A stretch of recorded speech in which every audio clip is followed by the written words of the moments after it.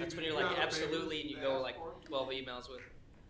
Are you done asking for favors?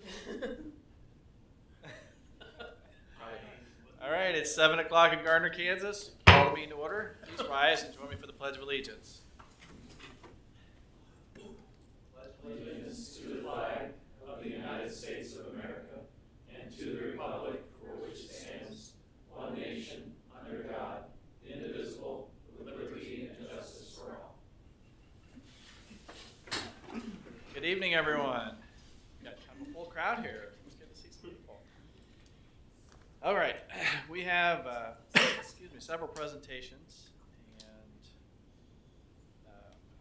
the first three are all me, so you get to listen to me for a little bit here. I will come up front.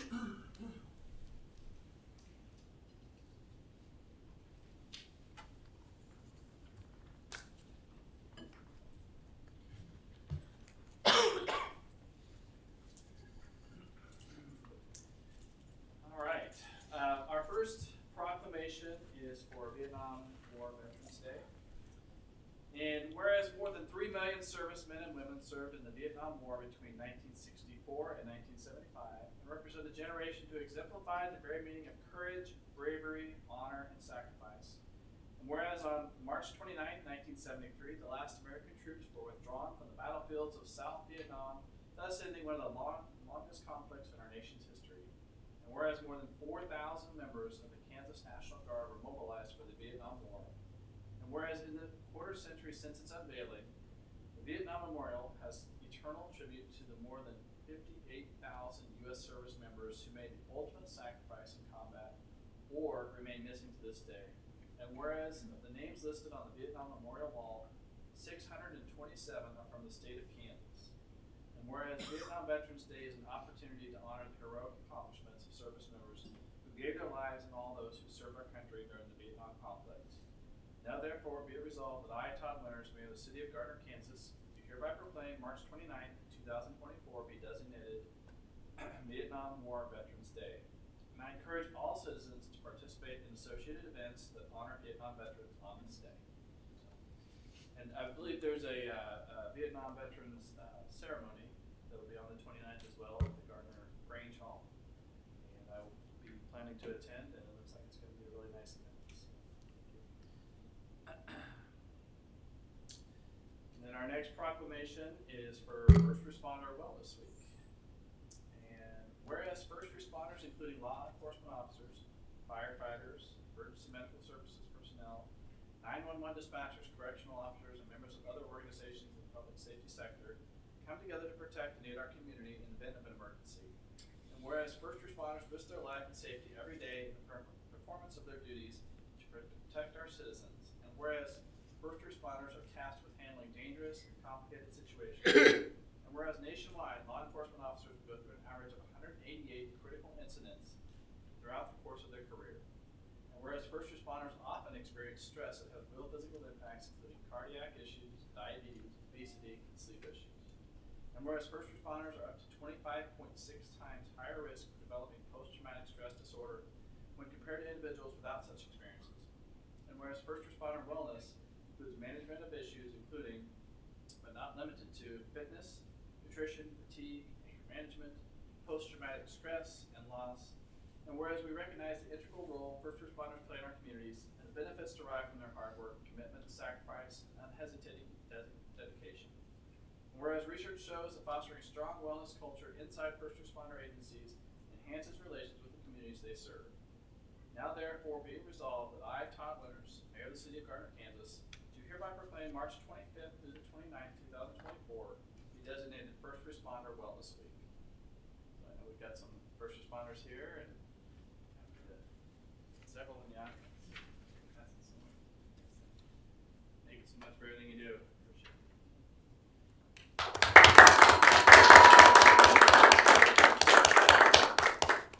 All right. And our third presentation is the presentation of Certificate of Achievement for Excellence in Financial Reporting. We have some members of our finance team here today. Matt, did you want to come up with me? I'd like to staff up as well. Yeah, everyone. And Nancy could be here today.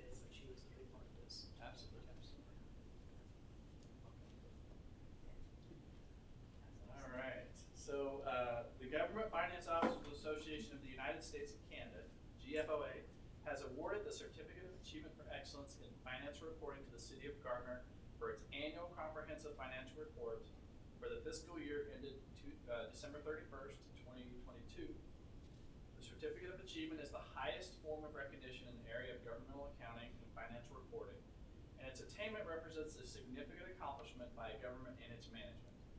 This is the 19th consecutive year the city has received the distinguished award. That's super impressive. Gotta hit 20 though. The Government Finance Officers Association advances excellence in government finance by providing best practices, professional development, resources, and practical resources for more than 22,500 members in the communities they serve. So, present this to you. Thank you. Sure.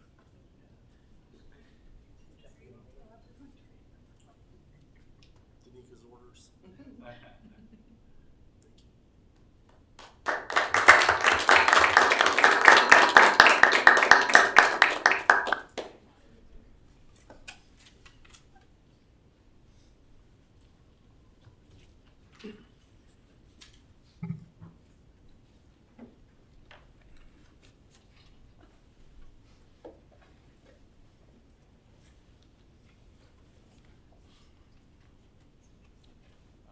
Matt, don't go too far.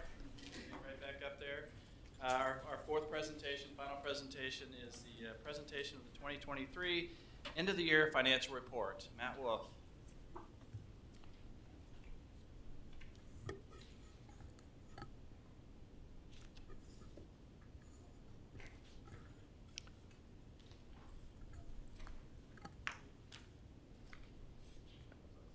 Please note that the numbers in this financial report are unaudited numbers.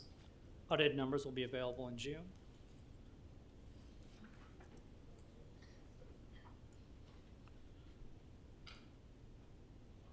This end of the year report compares 2023 actual performance versus the 2023 revised budget. When we refer to the 2023 estimate in this presentation, it refers to the revised 2023 budget.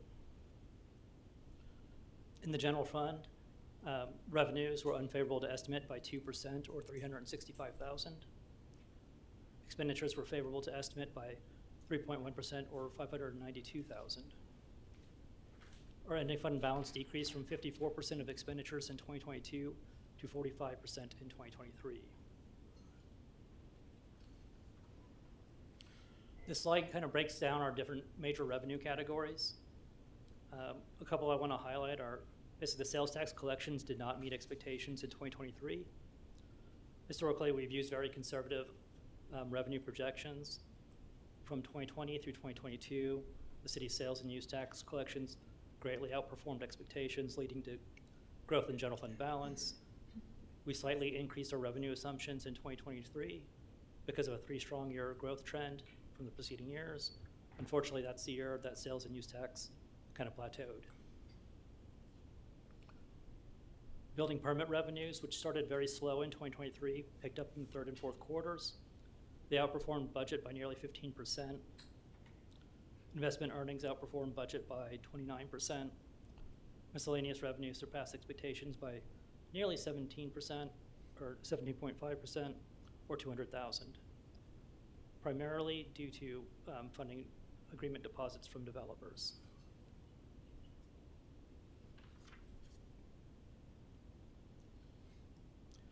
This slide shows actual revenues from 2021 through 2023. Overall, the revenues in general fund were flat from 2022 to 2023.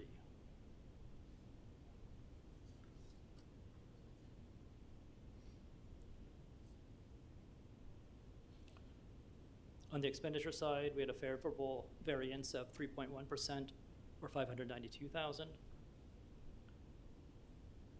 In administration, it was unfavorable by $24,000. Finance was favorable by $68,000. Community development was favorable by $65,000. Police had the largest variance. It was favorable by $492,000. Public Works had a favorable variance of $153,000. And Parks and Rec had an unfavorable variance of $163,000. Across the board, most of the budget savings were primarily due to vacancies. That's normally the case. The unfavorable variance in Parks and Rec that was due to the Gardner Aquatic Center. We increased wages for lifeguards and had to make repairs to the pool and equipment. Please note that pool revenues were favorable to budget by about $54,000, which helped offset the increase in wages. The majority of the unfavorable variance in expenditures were related to one-time expenditures.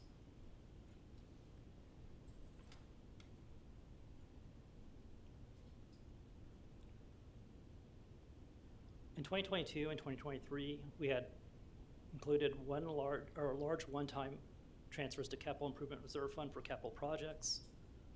This was an intentional plan to spend down the general fund balance over time. The transfer in 2022 was for the 167th Street corridor preliminary design and final design on parts of the corridor. We have spent about $524,000 so far on this project, and the remaining $476,000 is still in CIP reserve. The $925,000 transfer to the capital improvement reserve in 2023 was to help fund playground improvements. $595,000 has been spent so far. This pays for the inclusive playground improvements at Veterans Park. The Wynwood Park project is scheduled for 2024. And would use the remaining funds left from the original transfer. Any additional funding needed would come from park impact fees in the Park Improvement Fund. The Stone Creek project is scheduled for 2026 and would be dependent on the availability of park impact fees to help fund the project. 2023 expenditures also included about $250,000 in additional capital spending that went to covering additional costs in police vehicles, a new server storage array, data domain equipment, and a tractor boom mower for Public Works. The increase in spending between 2023 and 2022 can primarily be attributed to personnel expenditures. The city's health insurance premiums went up 70% for the plan year, July 2023 to 2024. This had a significant impact on the second half of 2023. 2023 also included several new positions and reflected the first full year of the new STEP system for sworn officers.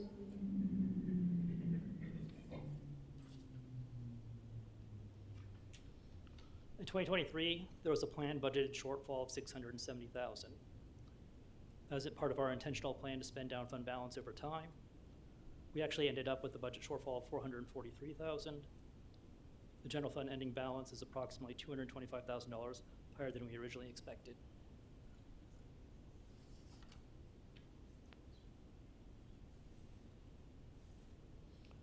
In the electric fund, revenues were favorable by $1.1 million or 6%.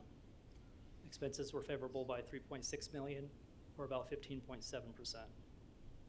Ending fund balance increased from 53% in 2022 to 68% in 2023.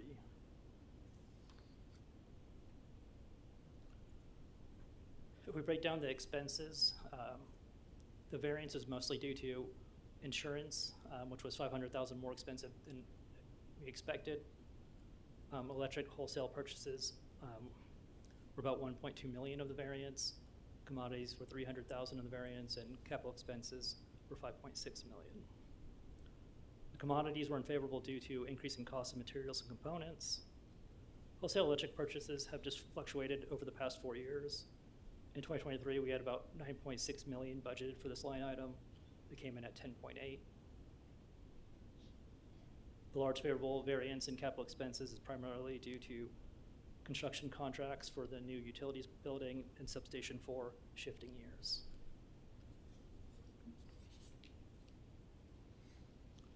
Overall, revenues and expenses have decreased kind of dramatically over time from 2021 to 2023 in the electric utility. This is primarily due to the cost of wholesale electric power. Even though the cost exceeded expectations in 2023, it was markedly lower than prior years. In 2021, the cost was $20 million, 2022 was 15.4, and then 2023 it dropped to the 10.8 million. 2023 had a small budget surplus of about $500,000. This was primarily due to the planned capital projects moving years.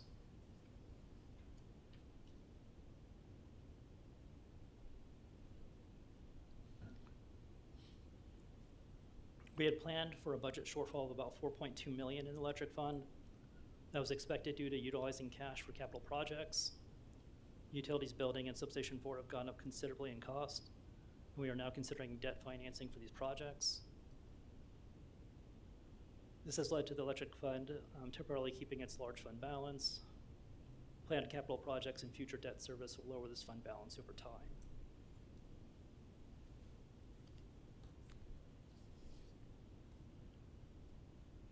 In the water fund, the revenue unfavorable variance is due to the new water intake structure project shifting from 2023 to 2024. The budget assumed we would start this project in 2023, and that we would issue debt in the amount of $3.5 million to fund the project. Since that project shifted years, both the expenses and revenues shifted.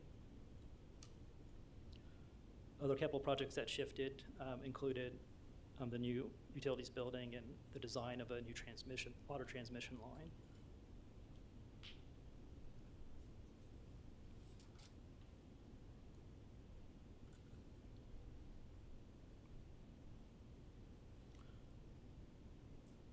Expenses were higher in 2021 than 2022 and 23 in the water fund due to a payment to Water One for the extension of infrastructure to Prairie Trace. In 2022, the revenues exceeded the expenses. That's because we had the $1.4 million bond issue, and those proceeds went to go reimburse the costs for the prior year expenses for Prairie Trace. In 2023, revenues came in about $7,000 below expenses.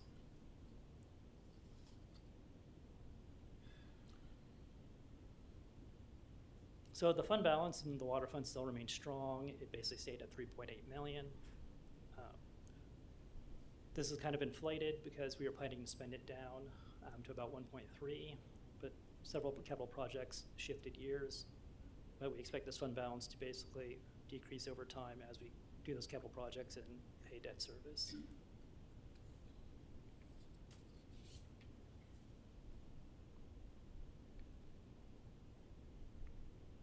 In the wastewater fund, we had some pretty large variances. On the revenue side, it was about $1.6 million was an unfavorable variance.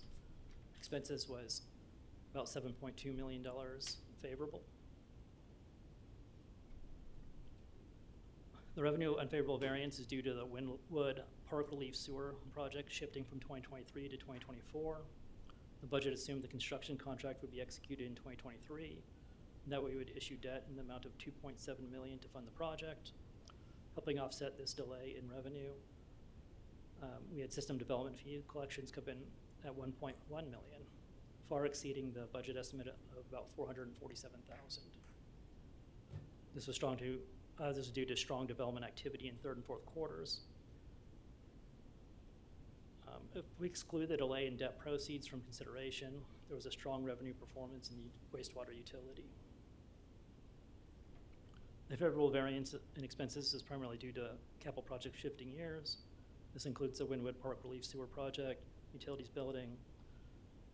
We only incurred about a third of the pre-construction costs for the Kill Creek expansion so far. We had expected more in 2023, this is shifting years. And we had a bunch of smaller projects that were also shifted as well. Essentially, the capital projects made up about $6.5 million of the budget variance. We did have about a $450,000 variance in contractual services. This is primarily due to I&I maintenance projects. There was no major one occurring in 2023.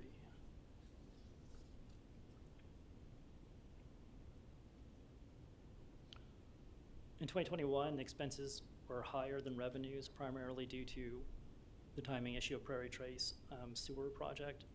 We incurred the costs in 2021, but waited until 2022 to issue debt, and then we reimbursed the wastewater fund with bond proceeds. The influx of $3.3 million in bond proceeds and the sale of our right to use asset in Edgerton's Big Bull Creek led to a large spike in revenues in 2022. In 2023, revenues exceeded expenses by about $286,000.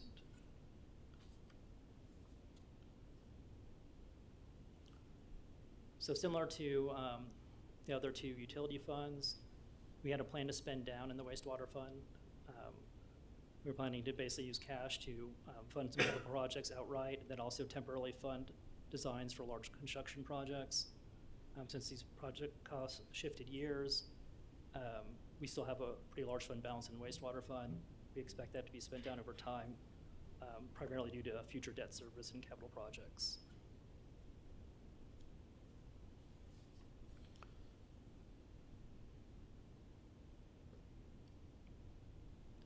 We've also built up some fund balance in some other capital project funds. In the capital improvement reserve, we have about 1.2 million. This is primarily related to the 167th Street project and also playground improvements. In the park improvement fund, we have about 367,000. Special parks and rec, we have about 187,000. In street improvement, we have about 2.1. That's from our excise tax. And then economic development has about 409,000.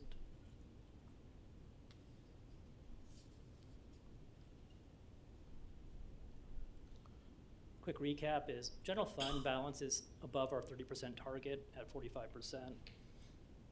So from a budget perspective, we're at where we expected to be generally. We're spending down our fund balance as intended. The revenues were disappointing in 2023 as they came in lower than 2022. And sales tax, court revenues, franchise taxes all came in under expectations. Those are kind of recurring revenues. While actually had strong performance were development-related revenues and interest earnings. Those did well, but those are not very reliable. Basically, we're struggling a little bit on the recurring revenues, and then the kind of one-time revenues are doing well.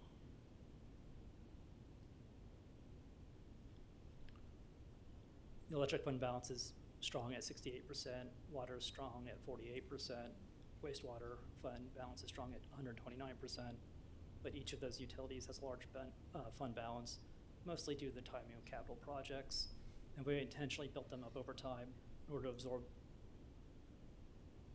all the capital projects we know that are programmed in the 5-year CIP. Overall, the fiscal condition of the city is sound.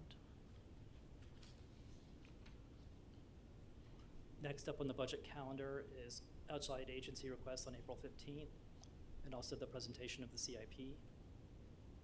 On June 15th, we'll know how the calculation for the revenue neutral rate is. On June 17th is the first major budget presentation. On July 1st, we'll have another budget presentation focused on the mill rate and the R&R. And then from there, the budget adoption process will vary on the R&R decision.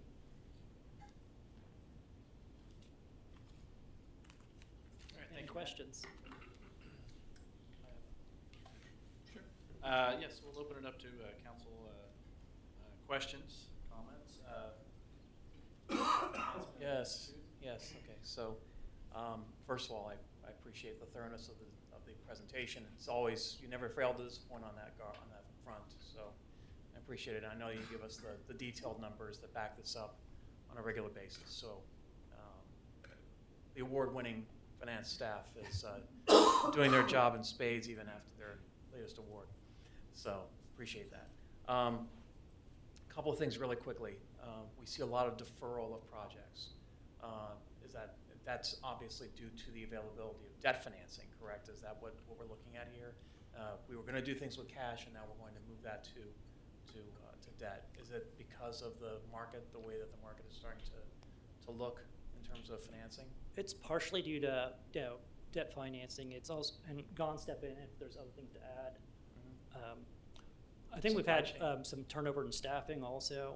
So we need to have staffing capacity to do all the projects, and then some of the projects just take longer than expected as we do the design work. Design might consider multiple options.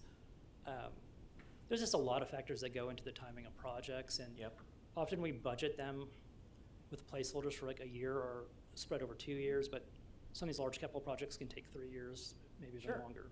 Absolutely, and some of it's availability because of supply chain, some of it's because of staffing, some of it's because of the market, for not only our internal staff, but also for the external resources to do these projects. The decision to pivot from cash to debt, though, that was my question. We're still looking at that. Essentially, we know some projects, especially ones that have a lot of electrical components and stuff like that, have gone up considerably in cost. We're basically updating our 5-year CIP right now, and we're going to model that out and just update all of our kind of forecasts to see how everything looks, but when I think the substation number 4 is a good example. We had a very preliminary estimate in there of, I'm gonna say like 5 or 6 million, and now it's closer to, what, 15? Wow. So we don't have cash to do that, obviously. Yeah. So for some of those larger kind of changes, we're looking at what makes more sense. And more importantly, if we're ever going to do that, we have to make sure that the useful life of the asset is matched up with the debt. It's at least shorter than the debt term. Or I mean, it's longer than the debt term. So most of those large projects would easily meet that requirement. Sure, sure. And to be honest with you, with the larger capital projects, you want to go more with debt anyway, because it makes sense to be able to use like that net present value in your existing operations, not have to worry about, carrying a higher cost down the road. We also look at it from a fairness perspective. Like if a useful life of the asset's like 20 to 30 years, it doesn't make sense for all current tax or ratepayers to pay it. Correct. The last thing is, I know that we didn't talk much about the future pressures on the budget going forward. The primary one, obviously, is health insurance, and that whole situation with what we're dealing with right now. Is there any update as of right now as to where we stand on that? So I was going to talk about that during council updates. Oh, okay. We need Well, to schedule that meeting for a work session on April 1st. Okay. All right. And Renee sent something out. I don't know if she's gotten back all the responses yet. If not, but April 1st is really the date we need to go with. Okay. All right. It's a fitting day if you're going to give us ridiculous. That's what I said. I said That's I'm gonna gonna be that's gonna be a fun one, because obviously it's gonna significantly adversely impact our expenditures. Yep. And not necessarily. Oh, that's good. That's good. That's better than 2 weeks to find out. Oh, come on. Spoil it. Spoiler alert. Yeah, that's all right. That's all right. But I appreciate your work, and I know that we've got some work to do, and the fact we're getting good numbers is a great start. So thank you. Other comments? Did a good job, very good job. Do you think Thank the sales tax revenue going down, is that due to the economy overall, or do you think that's the food sales tax going away? It's a combination of a lot of factors. One, we just had incredible sales tax collections in prior years. We actually got a kind of a boom from the pandemic in an odd way. We have just our mix of what we offer. People would shop locally, basically, and then things opened up. They started shopping back in neighboring cities that might have more variety on what people can spend their money on. And then there might be some uncertainty in the economy as well. I think sales tax in general has been going down with multiple jurisdictions. It just happened a little bit quicker than we expected. All right. Thank you, Matt. Appreciate it. And thank you, finance team. Yep. Thank you. Award-winning year. You're welcome. Great job. Okay, we'll move to public comments. Members of the public are welcome to use this time to make comments about city matters or items on the agenda that are not part of a public hearing. If you wish to come forward, please limit your comments to 5 minutes or less. There is a 5-minute timer clock to your left. No profanity, no personal attacks. With that being said, come forward, state your name and address for the record, and the podium is now open. All right, no one coming forward. We'll move to consent agenda. Is there an item on the consent agenda? To remove? Is there a motion to approve the consent agenda? Second. McNear? Motion McNear. I'm Deaton. Second Dean. Sorry. Sorry about that. Not wearing the glasses. Yeah, that's what it was. Damn it. Yeah. Yeah, facial. Anyway, motion McNear, second Deaton. We approve the consent agenda. All in favor? Aye. All opposed? Consent agenda passes. No planning and zoning, no committee recommendations, no old business. Move to new business. New business item number 1, consider a recommendation to move forward with phase 2 of the Progressive Design Build Services for the City of Gardner Utilities Line Maintenance Building Project WW8002. Mr. Meyer. Hello, Mayor, council members. Like the mayor just said, we're here to discuss the Utilities Maintenance Building Project WW8002. We'll just jump right into it. I put together a little presentation here. First, a little history about the utilities maintenance, especially the line maintenance department that really needs a new facility. Originally, they were located in the Public Works Department, and then once the Utilities Department was created, they moved underneath that new department. And since then, the line maintenance department has doubled in size and also doubled in equipment and tools that they use on their daily basis, such as a Vector truck and CCTV camera trailer and everything that goes along with that stuff. Then in 2018, we purchased a construction trailer for them to move into and out of the shared garage with the streets division. And then in 2023, the city entered back in 2020, we started a conceptual planning process with GBA, which then led us into a 2023 design build contract with Lloyd Builders, in which we're looking for direction tonight on. The utilities department and design teams' overall goal is to create a site that all of the utilities maintenance staff can be located at one site, with some minor goals of improving safety for all of these employees, flexibility of the building and site, and then allowing different phasing options to occur with expandability and then being cost friendly. So this diagram here is a rendering put together by the architect and design team, and you will see the garages off to the left. That's the line maintenance storage and vehicle storage area. And then there's offices and admin staff offices in the close-up part that's gray.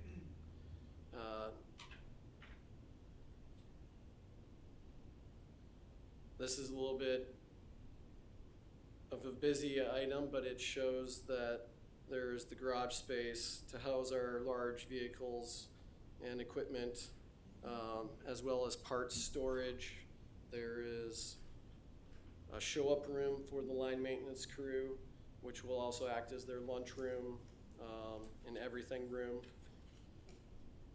There's locker rooms, showers, bathrooms, office space, conference rooms to hold meetings, and additional space for future department growth that currently is just shown as like a cubicle area on this diagram.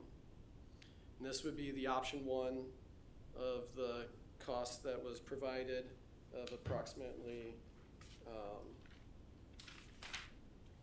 $3.6 million. Option two is for line maintenance administration in the electric distribution division to move all into one site. The top diagram shows the 4 garages for the line maintenance, and then the administration portion, office portion of the building, and then the darker in the background kind of part is the actual electric facilities.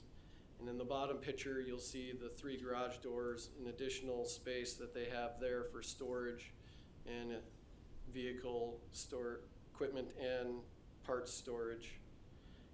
And that faces to the east towards Energy Center Drive. So this option shows all of those items, and then it also includes a show-up room, electric utilities manager office, and an electric metering room / office for all of those items. And then this would be basically an additional steel building added on to the other 2. So this diagram here shows the site overall. You see the parking lot towards Santa Fe on the bottom, and then you see the existing building on the top. There's a dry detention basin. That's the circular part there towards the top of the screen, and the long driveway at the top. That is the current driveway access to the electric facility. And currently, any public person or anyone coming for a meeting, and all city staff enter through there and go into the existing building for work or meetings. The idea is that this becomes a loop for driving. Currently, all of our electric trucks back in and out of the garage every day in the morning and at night, which is very dangerous. So the whole idea of this plan is to create a facility that eliminates as much backing up as possible. So it would be a pull in, pull out. They would come at the end of the day, go through the existing driveway access, which would be gated and closed at this point for better security issues. And then they would pull into their garage and either exit the building the next morning to go on their daily tasks, either on Energy Center Drive or onto Santa Fe. And this just creates a lot safer environment. And then the parking lot in front is kind of broken up into like a south and then kind of like the east side. And that also is set up that way so all the electrical guys will go into a door that is right by their facility, and the line maintenance staff will all go in on the Santa Fe side right next to where all their stuff is located. So everybody's located in the same building, except for they're still kind of separated, and we don't have to worry about whose toys are whose toys. They're all separated, and the only real common area is the locker room area, and all of that. So I mentioned the costs. Option 1 for the line maintenance and utilities administration portion, the current construction cost estimate is $3.6 million. Option 2, which would include the line maintenance, the utilities admin, and the electric distribution, all at this facility would be $4.6 million. And you're probably going to ask, why is there not that big of a difference? Because phase 1, option 1 has to grade the whole site. Option 2, you're basically just building a steel building and a concrete slab. And then you're making one connection into the driveway that was proposed. We spent some time doing some value engineering.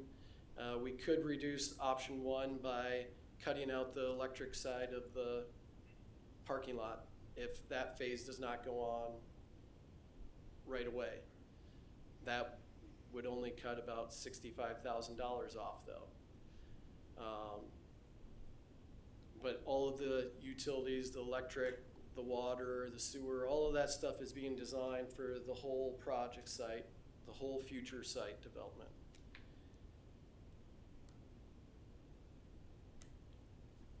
Another question you might have is, what would we do with the existing electric distribution facility? Well, that would allow the city to decide what to do with it. In the past, there's been people that have wanted to purchase it, but we had no plan in place to move them in an efficient or timely manner. Well, now at least we have a plan for the overall site. Now it's just a decision of how do we want to move forward with the phase 2 construction of this project. And it leaves, redevelopment, new development. Maybe Jason takes it over for Parks and Rec. You never know. That's up to you guys to decide. And that's why we're here, is to ask you guys for your input and direction on how to move forward with the phase 2 of this design build contract. So as the CAF states, we're here to ask you guys to authorize the city staff to move forward with negotiating the progressive design build phase 2 contract with Lloyd Builders, Inc. for the project. All right, thank you, Any Jeff. discussion or questions? Sure. We'll, if there's any public comment on this item. Okay. Council, questions, comments? I think we can free up that Quonset hut if we take that old building and give it to Parks and Rec. I think there's Yeah, no, I'm s- always I think there's looking no for- space for that over there. And then that opens up the Quonset hut downtown that we could, that's huge for downtown development. So that's my input. It also makes sense to go with option 2 because the present value of that construction is going to be, obviously it's moving a modular piece up, but that means that we don't have that higher cost down the road to basically have the same thing. And if we can finance it all together in a single stab, then it's going to be cheaper than waiting to get that work done. Can I jump in? You may. Sure. So Jeff doesn't even know this, but we did have an inquiry just in the last couple days about that property and its potential availability. And I'm sure the people that inquired didn't know we were looking at this because it hasn't been public knowledge yet. But we do have an inquiry on that property for retail development. So to combine it with the neighboring property, which is 5 acres. So. Oh, the other side of Energy Center. Okay. The one on the east to the southeast of TradeNet.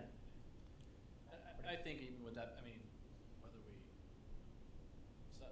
develop it or use it for the park, I mean, I think there's certainly going to be a use. It won't, Oh yeah. there'll be value in it one way or another. So.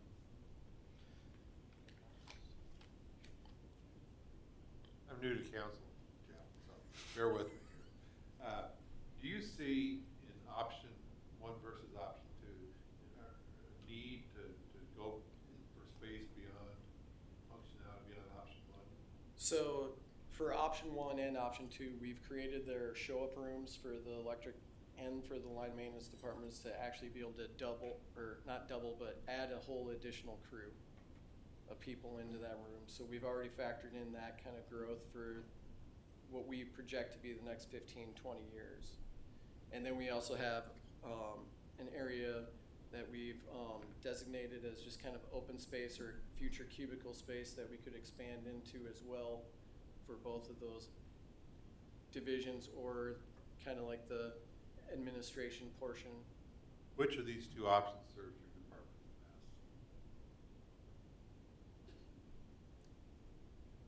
the best? I personally would say option 2. Gons might say something different. But currently, line maintenance, they're over at the streets division on the other side of town. And during the winter, the Vector truck comes and stays in the electric admin building. So anytime they need that in the winter, they have to come drive across town to get it and go back with it. We've also stored it up at the Kill Creek water tower in there for a while, but that is just even further out of the way. So we moved it over to the electric admin. So it's all about being close to your stuff and then making it a safe environment. The electric distribution guys are just 2 blocks down the road, but all of their materials are stored at this site as well. So option 2 serves the needs a little better and probably would not have any shorter term, let's say inside 10 years, more building or plant needed. So option 2 would serve you better for, let's say, the next 10 years. I believe so. I agree. I tend to agree with Steve. I think if we looked at option 2 and said, hey, if we do option 1, in the next 10 years we have to add to it, I just assume bite off with the way inflation and construction costs are escalating. I just assume bite off on the option 2 and just bite the bullet and get it done. And our design engineer and architect, they came up with between 7 and 8% the last 2 years is really what you would see, is their best estimate at projection for the next 5 years of what you would see annually for construction costs. It's pretty significant. Yeah. That's assuming no other economic shocks. Which is, Right. Yeah. But that also doesn't include another mobilization fee and all of that. Well, I just see, you know, using substation 4 as an example, that the cost tripled in a year. And that's huge. Any other comments? So, my concern is that we don't actually have enough space for future growth. And what I'm curious about is if we extended the east side of the building to match what phase 1 is with the phase 2 on the north piece. So with what we have right now, we can actually add 2 additional bays to the west side of the building. So that would be the whole depth and width of the bays that are being proposed. Jeff, could you mind putting the diagram up, the design diagram? There you go. Thanks. Actually, this one here would probably be the best. Yeah. So where the light blue is on the lower left, we can add an additional 2 bays there to the west. That was what we originally wanted to do, but cost is just too high. And then that would still allow for like a drive lane around that side of the building if needed. So I'm not as concerned about for the trucks in this case, because you've got them in the northeast corner if we do phase 2, or the second option. What I'm thinking about is in that southeast corner, if you take the staffing area and move it east to match that the building profile on the far east side is contiguous, then you have extra space for staff growth. yeah, we would have substantial room for I'm growth curious there. if that is something we should consider. I'm on board with doing it all at once, but I'm just curious if we actually will have enough space for bodies, because it looks like we'll have plenty for the trucks between the west side and the north side, but I'm a little concerned about people space. How full would this building be if it were built today with today's staff? Would it already be at capacity? Would it be half full? So right now there is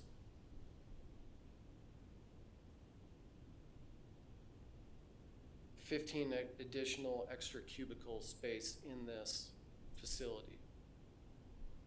So with projected growth from the south side and new substations and more miles of wire and, you know, let's say another substation down the road,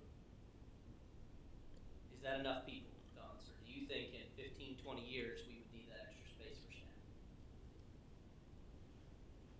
I know it's not an easy question. In order, an additional substation, I don't believe is gonna increase your staff, maybe by 1. If you get a 5th substation, let's talk about an additional operator, so that's 2. So on the electric side, I don't see any additional personnel except on the distribution side. That's what I was thinking. So maybe we may need to add a third, 3 additional linemen. So now you're talking 2 operators, linemen, 5. So 5. Yep. And that 3-man crew is already included in this design for their show-up room. Okay. So it sounds like you don't need that extra. Okay. Well, there's also the obvious aspect of not everybody's going to be in the building at the same time. I mean, you're going to have ongoing maintenance and people out in the field doing things on a regular basis. So, Okay. I like option 2. 2 makes option sense. 2. Any other questions, comments? No? Great presentation, Jeff. Yeah, thank you, Jeff. Thank you.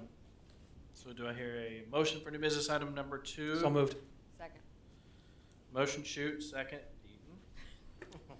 that we authorize the city to move forward with negotiating the Progressive Design Build Phase 2 contract with Lloyd Builders, Inc. for the City of Gardner Utilities Line Maintenance Building Project WW 8002 with, we need to specify option 2. Yeah, just option 2. All in favor? Aye. All opposed? Abstain? New business item number 1 passes. New business item number 2, authorize the city administrator to execute a contract to purchase the property at 104 East Main Street, Security First Title Building, and close on the property in accordance with the terms of the contract. Good evening. This item is for the purchase of the Security First Title Building west of City Hall. Property is just north of the residential property the council approved. The purchase of that property the council approved last month. Acquisition of these properties is consistent with the Gardner Destination Downtown Plan and the vision for new development and public open spaces in the downtown area. The contract provides the current owner up to 2 years to vacate and close on the property. He has indicated a desire to build a new facility in Gardner. Recommend authorizing the city administrator to execute a contract to purchase the property at 104 East Main and close on the property in accordance with the terms of the contract. Thank you, Jim. Any public comment? Business item number 2. Harlan, did you want to say anything? No comment? Council, any questions, comments? I think it's great. Good. It helps to get that corner secured for Destination Downtown and helps to grow our vision. Absolutely, I think it's a key piece. Absolutely. Absolutely. Good place to store fireworks. It could be a fireworks stand for year round, you know. All right, is there a motion for new business? So moved. So moved. Motion Deaton, second McNear. Yeah. We authorize the city administrator to execute the contract to purchase the property at 104 East Main Street and close on the property in accordance with the terms of the contract. All those in favor? Aye. All opposed? Abstain? New business item number 2 passes. All right, so we'll move to council updates. Kellen, let's start with you. I haven't heard from you tonight. All right, I have one item. The city's received a few inquiries in the last couple weeks regarding whether the citywide bulk cleanup will happen this year. So far, our response has been that program costs have escalated over the past few years. It's not currently budgeted. However, I wanted to ask for council direction on a consensus response to No. this side. I There's have no actually- second. Okay. I've been given the same, I've been giving the same response when I have been asked about it as well. Just the costs have been astronomical, and it's a non-budgeted item. We limped it along as we could. I think it's starting to take hold with people too, that it's starting to make it out there that it's just not a thing anymore. I think that's a good response, and I'm okay with sticking with that. I think it might make some sense at some point to maybe say, okay, here's a list of local pickup folks that will take care of your trash, and you can call them, and you know, if you need bulk cleanup, you know, maybe provide some helpful resource for like, okay, here's your list of phone numbers or a list of websites. Go there, and they'll help you out. We did talk about potentially coming up with other ideas to recycling day or something else that isn't as expensive, whether it was Like a bin a dumpster someplace. put near the aquatic center. Something like that. We can My- have it when everybody brings it to us. Yeah, Correct. my only concern about that is that just like with Joy Closet, and they've had this happen many, many times, they have a donation drop off, and it always ends up with garbage in it, like actual trash in it. And my concern is that if you do that with the recycling or with something else, you're going to end up with the same situation where people are just taking household waste and Well, it'd have to be controlled. You Yeah. go in, It's a one Kellen day. stands It'd be there, like guarantees you nobody fill a does parking lot that. with dumpsters, and then yeah, they no, have I'm one fine with day that. to drop I'm it fine off. with that. It's just not the any year round thing. I mean, I think it was 2 weeks ago, your folks picked up 2 chairs and a couch out from near the trail that we yanked out of the Yep. out of the creek. I mean, it'd be great not to have that stuff on the trail either. An opportunity for somebody to just throw their junk away someplace. I'm aware of at least one other Johnson County city that does dumpster days. They do require cost per vehicle that comes in. They require proof of Sure. You reside in the city, and it's over a weekend, so there are city costs involved in overtime and things like that. We can certainly look into the details of how they do that. Even if you had a minor charge per vehicle or something that could help to recoup some of the basic costs. Sure. Yeah, I mean, we talked about buy a $10 ticket here to be able to turn it in and drop off some junk or something like that. Yeah, I know that when I went and did we had to take an old washer and take it down to the Ottawa dump. That's gas cost plus the $15 load fee down there, and it's a lot of time. It's about an hour round trip, so time is money for people. So, Would there be any consensus to look into the feasibility of? just letting other people set up. I think dumpsters? the dumpster idea makes sense for a couple of reasons. One is, you're gonna require the citizens to take action on their own behalf to get the items to the collection center, instead of just putting it out on the curb. And they're also gonna have to probably step up a little bit financially, so I think that sounds good on two fronts. I just don't want to give citizens false hope by saying we'll look into the feasibility of it. Like, I'm okay with looking into the costs, but this is by no means we are doing something no, for them no. this year. So No. don't be mistaken by our looking into it. Yep, I agree. Fair enough. That's fair. Yeah. Okay. Does that give you direction? That'll work. Yeah, okay. All right. Thank you. Dave? From a past life working with the city of Edwardsville, the mayor traditionally brought donuts to dumpsters day. We can talk about that later. We can talk about it. Yeah, so, there is a planning commission meeting scheduled for next Monday night. Just want everybody to be aware of that. Also, this morning, we did swear in our newest planning commissioner, Commissioner Von der Schmutt, and so he is now a member of the planning commission, so that'll be his first meeting. Great. Jason, Parks and Rec. Didn't know if everyone saw we released our headliner video for Independence Day, so we're excited to have Morgan Evans as our headliner this year. And we will have the best fireworks show in Johnson County this year, guaranteed. Awesome. Guaranteed by Councilman Walt. I will light every one of them off. That's the official fireworks show, and then the unofficial fireworks shows are even better. But yeah. Awesome. Guns, utilities. Nothing tonight. Thank you. City Attorney. Nothing from me. Matt, Finance. I just want to also thank our fiscal services manager, Nancy Torneden. She led the process on the audit and also putting together the ACFR. So thank you to Nancy. Excellent. Renee, City Clerk. Chief Waldeck. We had a new officer start today, and we started a new hiring campaign last week on social media. I saw that. That video looked really nice. Oh, good, good. I'm glad that you guys are seeing that. So Where we- sometimes with social media, I'm a little concerned about who we capture, but we have spent a lot of time making sure that we spread a wide net. So hopefully we do well with that.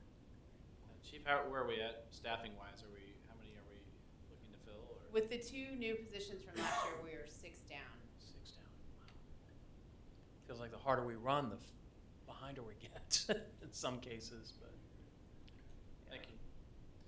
City Administrator. So I've got a few things. First, we got a $850,000 appropriation from Congress this year. yay. The president signed the transportation, housing, and urban development bill that has that in there. So that we're up over $4 million appropriations over the last 2 years. So, public thank you to our lobbyists, Kevin Jones and David Roberts, and working with Sharice David's office. Sharice has been great with communication and advocating for Gardner and our interests. So that'll go a long way on the east side of the highway, getting our wastewater and We did, I don't think I mentioned this last time, we did get on KDOT's design pipeline for 175th Street Bridge, which was a critical need for us to advance the break and access to the property east of McDonald's. That was one of the things that they asked us to do, is to get in the pipeline so we can look at design, so we can in turn look at the access and where ultimately it will end up when it's incorporated into the final design. So Kellen's working with KDOT and trying to get that moving forward. The last thing I need, we sent out a request for a work session on April 1st at 6 o'clock to do health insurance. We have the health insurance, our consultant that's ready to do the presentation, but we haven't got all the responses back. I just need a commitment from everybody for the work session on April 1st. I'll be there. Yeah. Planning on it. Yep. All right. No April Fool's joke this side. That's at 6 p.m., correct? 6 p.m. Yeah. It's going to be an hour before the actual council meeting. Pizza and beer? Yes. Really? Is beer gonna be enough Beer? for this news? Yeah, I'm intrigued by what you're talking about in terms of potentially having some 7. cost controls here that we didn't have before. So We've had multiple meetings with the consultant. Great. And Matt, and everybody's looked at just about everything possible, feasible, and will allow us to weather this. So yeah. I think everybody will be pleased. Good. I'm glad to hear that. It sounded a little dire last time we talked. So. All right. Steve, I'm sorry, anything else? No. I got nothing. Councilman McNair? Just one thing, Jeff, thank you for your thorough presentation. Mhm. That was very good. Councilman Weed? Nothing for me tonight. Council Vice President? I had a question for Jason. How are we coming along with lifeguards? Are we where we should be for the pool? When are we gonna start filling it to do all that fun? I know it's 20 degrees today, so no time soon, but just kind of wondering where we're at with all that. Usually I get that from Councilmember Shoot and the curse. The curse. Knock on wood.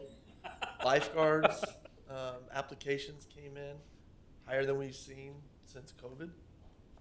So that's a good sign. Now just keeping them for the season. So that's really good news. We did fill the new side this week. So far, so good. So No leaks or. so far, so I'm good. asking it this Say way. that L Just word. Be quiet. Yeah. All right, I'll stop. Oh, we're getting there. So, but no, we were really pleased with the number of applications we got for lifeguards. Great. Awesome. That was it. Okay. Council President? Nothing for me. And I have nothing as well. So is there a motion to adjourn? So moved. All in favor? Aye. Motion beaten, second here. All in favor? Aye. All opposed? Abstained? We're adjourned. Thank you, everyone. I just realized. You know, if